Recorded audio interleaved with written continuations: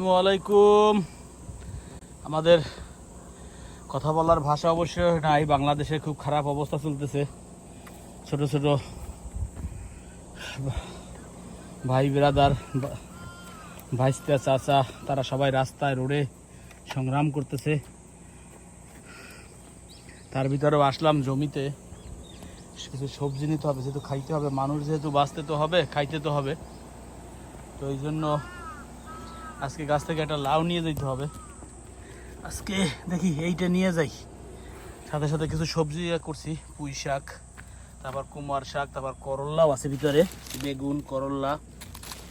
এই তো কচু শাকটা হয়তো আগামী দিনেও বন্ধ আছে ইনশাল্লাহ। আগামী দিনে সে কচু শাক হয়েছে, ভালোই নিতে হবে।